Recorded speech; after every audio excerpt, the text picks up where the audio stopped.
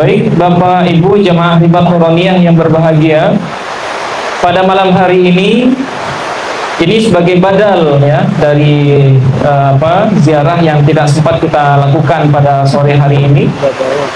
Acara pada malam hari ini adalah dialog santai bersama para guru kita. Jadi pada malam hari ini Bapak Ibu diberikan kesempatan seluas-luasnya untuk mengajukan pertanyaan terkait dengan apapun yang dirasakan, khususnya terkait dengan prosesi ziarah yang sudah kita lakukan lebih kurang 2 hari terakhir ya, khususnya dengan masalah itu ataupun masalah-masalah lain yang mungkin dirasakan terkait dengan amalan zikir ataupun amalan-amalan tarekat yang selama ini kita amalkan. Nah, untuk pertanyaan nanti akan dijawab secara bergiliran oleh mereka yang bertiga ini, dan kami di sini hanya sebatas moderator karena mic alhamdulillah kami yang menguasai. Dan untuk pertanyaan itu kita buka, ada yang langsung dan boleh juga dituliskan di kertas. Kenapa seseorang ketika berziarah ke beberapa makom misalnya, dia merasakan suasana hati yang berbeda. Di satu makom itu rasanya biasa, bahkan ada yang tertidur mungkin ya. Kemudian di makom yang lain itu terasa sangat senang gitu. Bahkan ada juga yang histeris, ada yang menangis, dan berbagai macam rasa yang lain. Nah, pertanyaannya, kenapa ketika kita berziarah itu kita merasakan hal yang berbeda?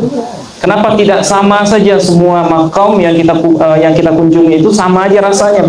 Kenapa tidak seperti itu? Nah, untuk pertanyaan ini karena kita akan pilih. Oke. Kita akan langsung. Untuk pertama kita arahkan untuk menjawab Abuya Ar-Razi Hashim. Beliau dipersilakan. Baik, Assalamualaikum warahmatullahi wabarakatuh. Alhamdulillah jama'ana fi hadhihi al-laila mubarakah.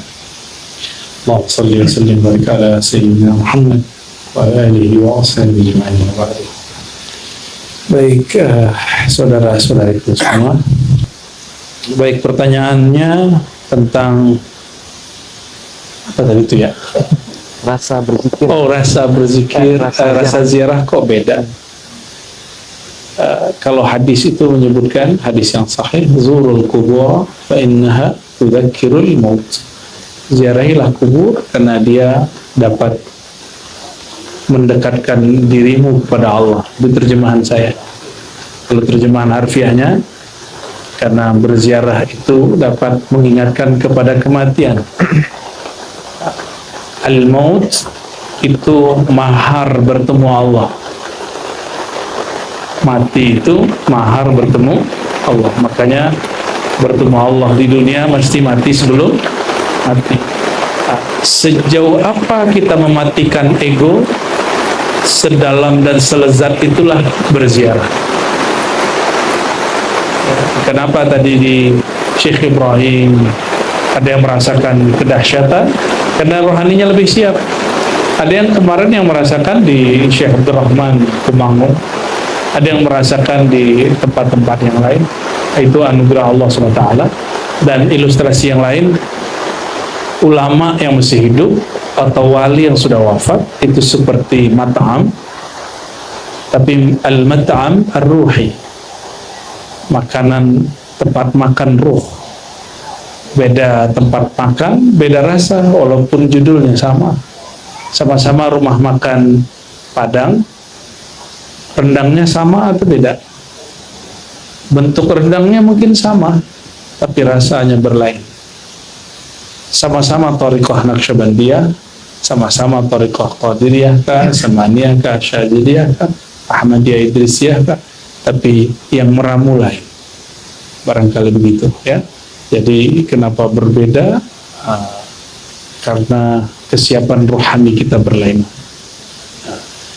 Dan lagian juga tadi setelah zikir dari tuan rumah, kita lanjutkan zikir, betul kan? Nah, maka dia jadi beda. Zikir yang dipakai oleh sahibul makbarah, sahibul dariyah, orang yang berkubur di situ. Barangkali itu ya. Kita kembalikan ke Buya Yuna karena beliau yang menguasai. Oke, terima kasih banyak Buya atas jawabannya. Jadi bisa kita simpulkan ketika kita tidak mendapatkan rasa berziarah di satu makom, jangan sampai muncul di dalam kolbu kita, oh, yang di dalam makom ini orang biasa, ternyata sepertinya hanya orang biasa. Nah, jangan sampai kita sul adab menyimpan prasangka kepada orang yang ada di makomkan di sana, ya, karena dan ini juga biasa. Kalau kita analogikan ke contoh lain, ketika kita berguru ke seorang mursyid misalnya, dan kita tidak mendapatkan apa yang menurut kita itu sebagai hasil berguru, jangan sampai menyalahkan gurunya. Tapi bisa jadi yang bermasalah itu adalah kita sebagai murid, kesiapan pribadi kita untuk menampung apa yang disampaikan oleh guru itu, ataupun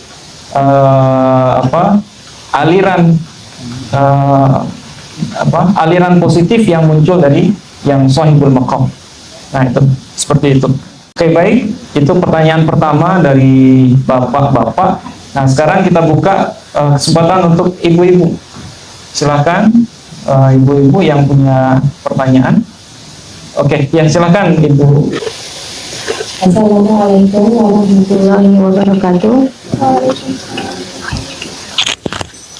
Perkenalkan, nama saya Mardia, saya jamaah dari Yogyakarta. Pertanyaan yang pertama muncul saat kajian Buya Ashfi tentang Isra Mi'raj. Yang ingin saya tanyakan di sini, peristiwa Isra Mi'raj itu peristiwa jasad atau roh atau keduanya. Lalu tentang turunnya wahyu dan malaikat Jibril itu dengan fisik, telinga, mata, atau hati, atau dengan kolbu, seperti itu. Lalu yang pertanyaan kedua yang kemarin muncul saat saya berzikir kepada Abuya adalah bagaimana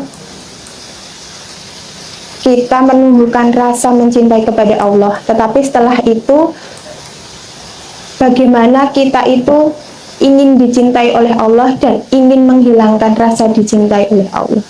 Itu saja dari saya. Wassalamualaikum warahmatullahi wabarakatuh. Tadi saya lupa menyampaikan bahwa karena pada malam hari ini kita sedang memperingati Isra dan Mi'rajnya baginda Rasulullah Sallallahu Alaihi Wasallam. Jadi pertanyaan juga bisa disampaikan terkait dengan peristiwa itu. Nah, kebetulan pada malam hari ini ada pertanyaan khusus ditujukan kepada Abuya Zul Asfi terkait dengan kajian beliau hari Selasa kemarin terkait perbedaan ulama tentang apakah yang Isra Mi'raj itu jasad, ruh, atau dua-duanya. Nah, itu ya. Ini pertanyaan yang mungkin sudah sering disampaikan, tapi mungkin masih penting ya. Mungkin yang perlu nanti disampaikan asrar apa di balik itu. Nah, kalau seandainya apakah jasad atau apakah ruh itu sebenarnya sudah sering dibahas, tapi mungkin nanti akan diperdalam oleh Abu Yazul Asfi dengan asrarnya. Begitu juga dengan malaikat Jibril, apakah ketika menemui Rasulullah dalam wujudnya yang asli atau dalam wujud yang lain. Nah, silakan waktu kita berikan kepada Buya Zul Asfi untuk menjawab.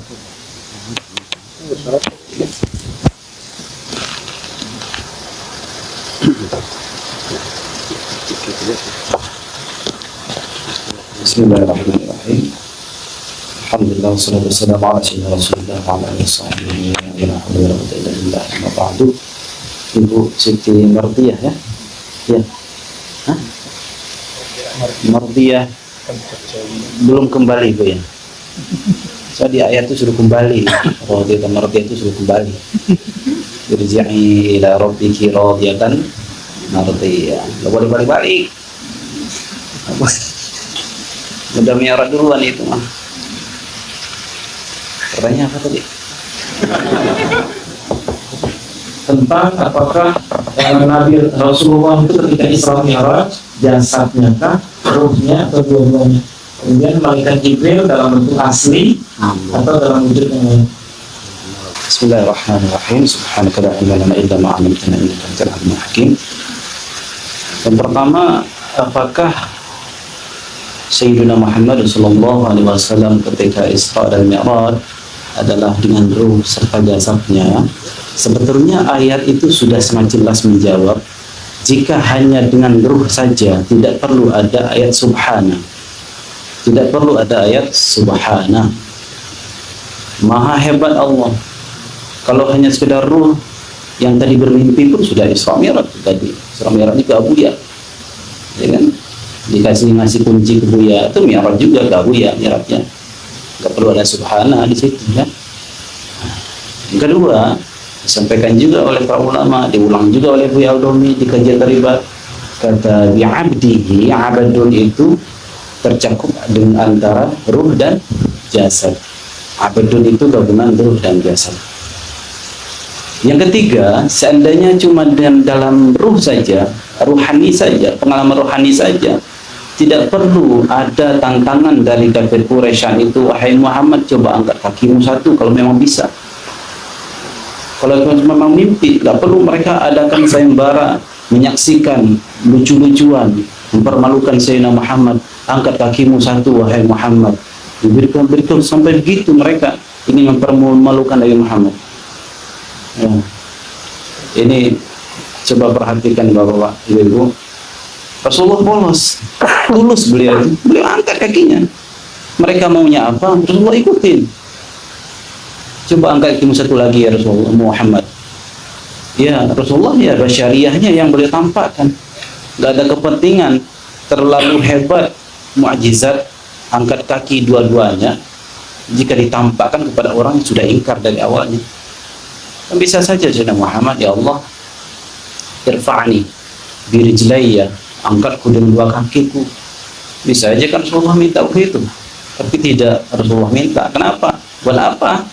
Ngasih pertunjukan kepada orang sudah ingkar. Nah, kalau memang hanya ruh saja, tidak perlulah mereka, tidak akan terjadi pengingkaran dari kafir Quraisy. Yang keempat, seandainya dengan ruh saja, tidak perlu Sayyidina, belum cukup sebab menjadi modal Sayyidina Abu Bakar menjadi as-siddiq, karena mendapatkan gelar as-siddiq terhadap Sayyidina Abu Bakar itu, meskipun dalam sebuah riwayat Imam At-Tabarani disebutkan as-siddiq itu adalah nama langitnya Abu Bakar, nama buminya Abu Bakar, nama langitnya as-siddiq. Gelar as-siddiq itu taruhannya seperti tadi, taruhannya Sayyidina Rasulullah dibully, Sayyidina Abu Bakar ikut membela Rasulullah, siap berkorban, namanya tercoreng karena bersamai Rasulullah. Siapkah kita tercoreng nama ketika guru dibully orang? Beneran? Siapa ngomong siap tadi? Guru kita tercoreng, tapi kita mulus kan? Coreng-coreng guru kita tak mulus kan? Bukan? Seperti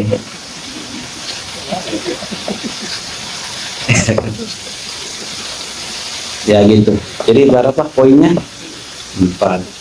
Sebetulnya Buya Roja Hashim sudah pernah membahas masalah ruh dan jasad ini, tapi itu tidaklah sebegitu urgennya dalam bab kemakrifatan. Kalau dalam bab pembahasan akidah, betul itu penting dibahas. Tapi begini, ada suatu sifat Allah yang perlu kita angkat kembali, tentang sifat iradah Allah. Allah itu maha berkehendak, kudrah Allah, Allah maha kuasa. Ya, tidak ada halangan bagi Allah untuk memi'rajkan, menyerahkan Sayyidina Muhammad dengan jasadnya. Bahkan dengan kekuatan ruhaninya Rasulullah yang Allah kasih, Allah alirkan kekuatan ruhani itu terhadap jasadnya, sehingga kecepatan yang Rasulullah lalui bergesekan dengan melengkung-melengkung udara, fisik beliau tak terbakar. Semestinya kecepatan yang lebih kecepatan cahaya itu fisik langsung terbakar. tapi tidak terbakar. Itulah yang disebut meruhaninya si jasad. Ada dalam istilahnya Sayyidi Abdul Abbas Al-Mursi, seseorang yang sudah melatih ruhaninya, maka ruhaninya itu bagaikan jasad. Di akhirat itu semua orang akan mengalami nanti di akhirat. Di dunia jika ada orang mengalami jasadnya yang meruhani, maka kekuatan rohani itulah yang mendominasi pada dirinya. Itulah Sayyidina Muhammad Sallallahu Alaihi Wasallam. Itu sampai situ saja rasa sudah jelas ya. Yang penting bukan persoalan ruh dan jasadnya itu sebetulnya yang penting. Kemahahebatan Allah, ketulusan Sayyidina Muhammad, tidak bertanya-tanya Bu ya. Tidak bertanya udah Jibril kemana kita Jibril. Taslim Rasulullah ya. Pasrah beliau. Emang kita kemana Jibril? Tak pernah Rasulullah bertanya begitu.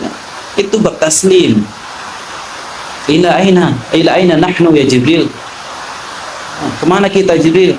Engkau mau ajak saya kemana? Enggak ada Rasulullah bertanya begitu. Pasrah beliau. Mazaghal basaru wa ma tagha. Fokus beliau kepada Allah Subhanahu wa taala. Kemudian masalah wahyu yang Allah turunkan kepada Sayyidina Muhammad sallallahu alaihi wasallam, apakah kepada pandangan begitu atau pendengaran beliau atau qalbu beliau, itu biarazillah.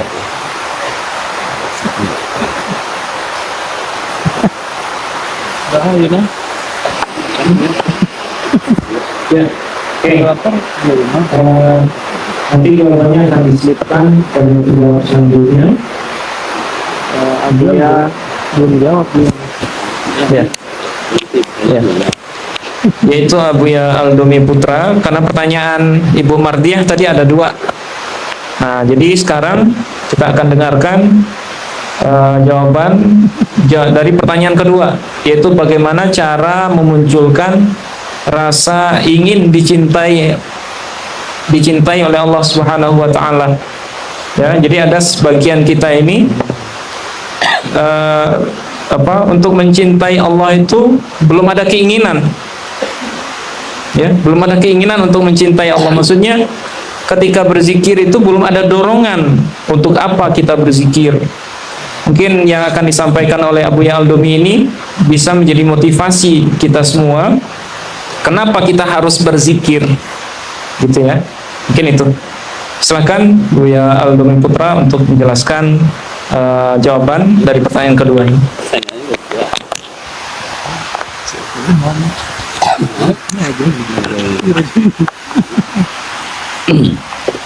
Bismillahirrahmanirrahim. Assalamualaikum warahmatullahi wabarakatuh.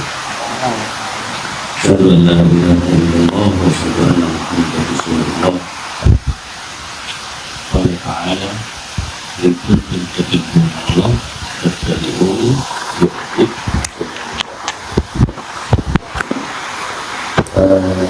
Yang kita hormati guru-guru kita, Abuya Hakim, kemudian Abuya Al-Asri, Abuya Fakir, kemudian Abuya Yunal, Kiprah, dan guru kita yang lain.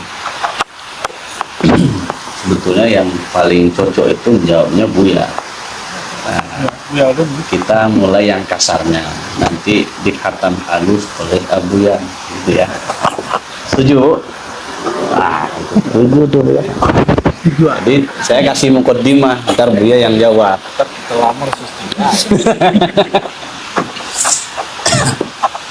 Baik.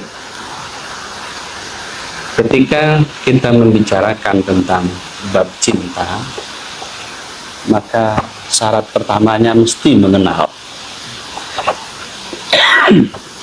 Maka muncullah kalamnya para pujangga. Tak kenal maka ta'aruf. Itu yang belum ta'aruf ya. Ya, tak kenal maka ta'aruf. Maka inilah esensi dari kalam Allah. Wa ma khalaqtul jinna wal insa illa liya'buduni. Aku tidak ciptakan jin dan manusia melainkan untuk bermakrifat kepadaku atau untuk mengenalku.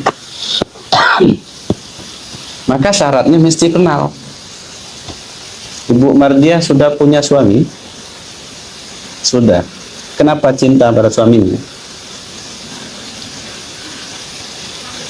Atau terjebak cinta Datuk Maringgi dengan Siti Nurbaya? Tidak kan?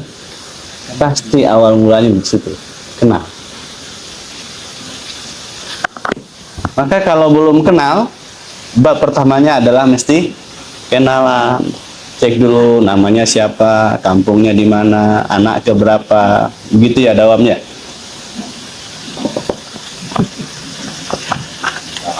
Bisa aja ya. Baik, jadi kita mulai dari sana.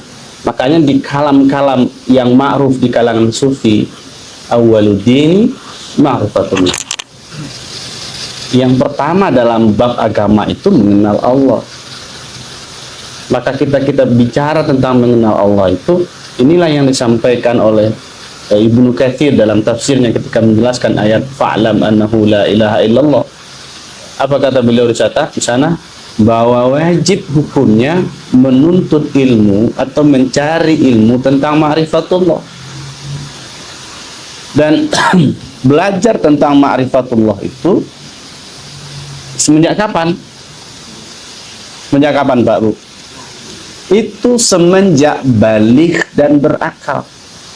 Jadi belajar ma'rifatullah itu bukan ditunggu ubanan dulu atau jadi camat dulu. Tahu camat, Bu? Camat apa tuh? Calon mati. Di sini camat semua nggak? Ya sama, kita juga camat semua. Jadi camat itu tidak ada tergantung kepada umur, nggak tergantung juga kepada uban. Gitu ya. Oke. Kemudian mulai kita bagaimana cara mengenalinya? Guru-guru kita sudah sampaikan. Mulai kita mengenali sifatnya, mulai kita mengenali namanya, asma dan sifatnya. Nah, kemudian berkaitan dengan keseharian kita misalnya, biasanya orang jatuh cinta itu nyebut yang dicintainya berapa kali sehari, Bu? Ilustrasinya ingat waktu dulu sebelum dilamar tuh oleh si bapak, ya kan? Maka muncullah lagu dangdut itu. Masih ingat, Bu, lagu dangdutnya? Mau makan ingat padamu, ya kan? Ketahuan umurnya nih. Tahun umur ya.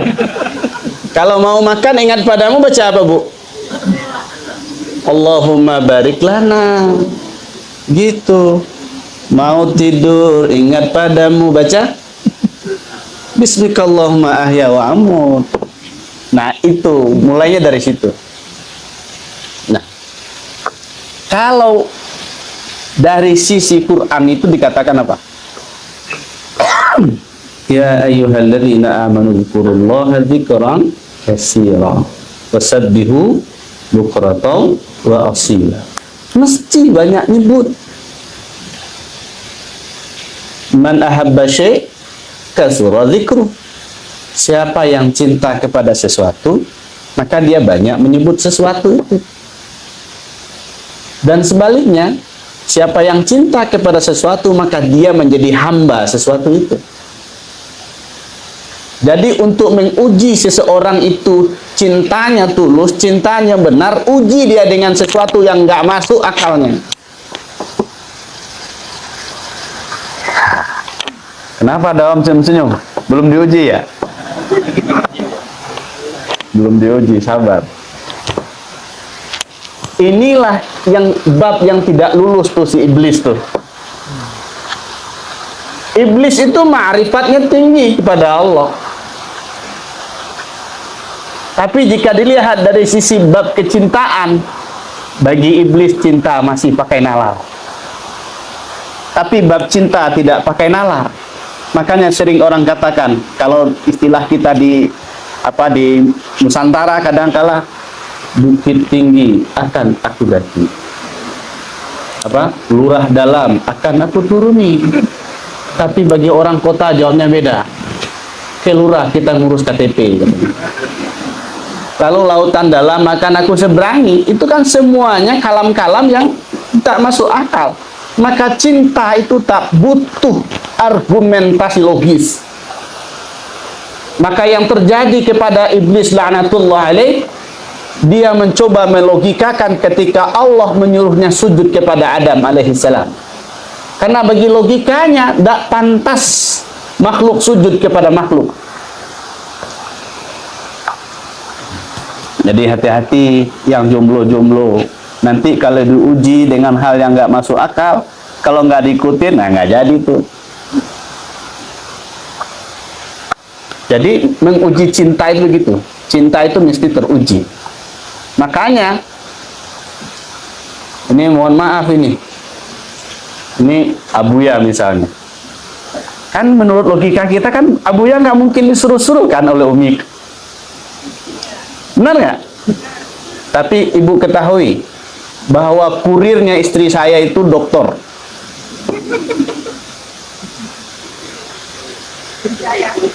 Percaya kan? Nah itu. Jadi kalau bab cinta itu dia nggak bilang itu. Nggak bilang. Itu satu. Kemudian kembali kita menyebut. Banyak menyebut. Mulainya dari situ.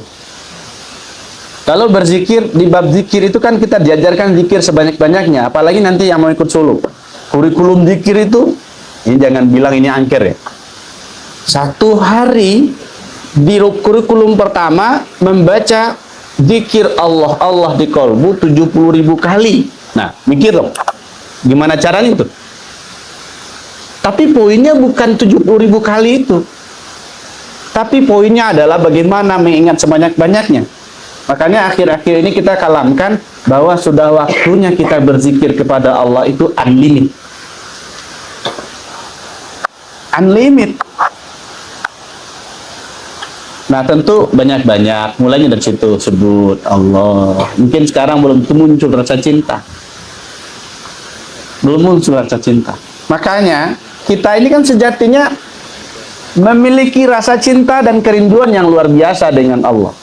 Karena sedari awal itu kita sudah berinteraksi dengannya. Tetapi karena kita diturunkan ke alam malak atau ke alam nasyud atau ke bumi, maka hijab kita begitu banyaknya, maka manusia ini lupa semua. Karena kita ini sudah lupa semua, diturunkanlah Nabi dan Rasul untuk mengingatkan itu kembali. Kemudian para Nabi dan Rasul intikal ila rafiqil a'la, maka diwariskan kepada para pewarisnya, al-ulama warasatul anbiya. Nah, dari ulama warasatul anbiya itulah kita belajar kembali untuk mengingat sang kekasih yang dulu kita memandangnya aduhai. Ingat nggak Bu? Pak? Makanya dari kata zikir yang kita sering bicarakan itu zikir artinya apa? Mengingat. Mengingat itu sudah pernah ketemu apa belum? Pak, sudah pernah ketemu atau belum mengingat itu? Sudah. Nah itu dia yang kita pahami. Kita sudah bertemu. Cuman masalahnya, nah tuh. Makanya kalam Allah fadkuruni azkurukum. Itu sebelum kita dilemparkan oleh Allah, ini bahasa saya aja dilemparkan, diturunkan oleh Allah di ahsan taqwim kepada asfala safilin. Maka kalamnya itu apa? Fadkuruni azkurukum. Analognya itu kalam seperti kalam orang tua kepada anaknya ketika hendak merantau. Oi nak kandung sebiran tulang. Wah, kok kesaninan. Tapi paham kan? Paham, bakar kemenyan kata Bu ya. Ingat-ingat pasan mandeh. Nah, ingat-ingat pasan mandeh itulah makna ayat fadkuruni adzkurkum. Makanya diawali pakai fa. Berbarengan itu. Nah, karena kita sering lupa, maka diutuslah para nabi, para wali, para pewaris nabi supaya kita mengingatkan. Seperti orang kampung kita datang ke kota yang kita sudah lama nggak pulang, udah berapa tahun nggak pulang? Belum ada pulang semenjak merantau. Ayo pulang. Aduh, saya sudah lupa tuh kampungnya di mana. Ntar saya tunjukin. Dulu masih ingat nggak? Nyolong tabu, nyolong jambu. Diingatin dulu kan? Ingatin. Nah, tugas para ulama itu ngingatin itu kembali tuh. Nah, makanya mulai munculkan rasa cinta. Munculkan rasa cinta. Rasa cinta pasti ada. Mulai kita mengenalnya, bertahap. Nah, itu juga lah jawabannya. Kalau ketika bicara Isra Mi'raj misalnya, pertanyaan orang itu selalu sholat, nggak khusyuk gitu kan. Ya bagaimana nggak khusyuk? Yang kita sembah nggak kenal. Coba kalau kita kenal orangnya, bertemu dari jauh saja sudah senyum-senyum. Tapi kalau kita tidak kenal orangnya, sudah di hadapan kita, santai aja. Ya kan? Nah, kata Buya, siapa lu, siapa gua gitu. Nah, itu yang perlu. Nah, itu namanya khatam kasarnya. Khatam halusnya tinggal Buya tuh yang jelasin. Ya. Waktunya udah kan? Lanjut mana? Oke, Ibu, saya kira itu. Jadi tugas kita bersama itu adalah bagaimana kita mulai mengenali. Kita belajar bersama. Belajar mengenali. Jadi kenalin dulu dawam. Kenal itu alat dawam. Mengenal Allah itu selalu. Jadi makanya pintu mengenal Allah itu tadi dikatakan apa? In kuntum tuhibbunallah fattabi'uni yuhibbukumullah. Kalau memang kita cinta kepada Allah, ikutin Rasulullah. Kalau belajar ma'rifat tapi tidak pernah menyebut nama Sayyidina Muhammad sallallahu alaihi wasallam, maka ma'rifatnya ma'rifat iblis ya. Mesti lewat Nabi, fa innahu babullah. Nabi itu pintunya menuju Allah. Maka banyak-banyak kita selawat.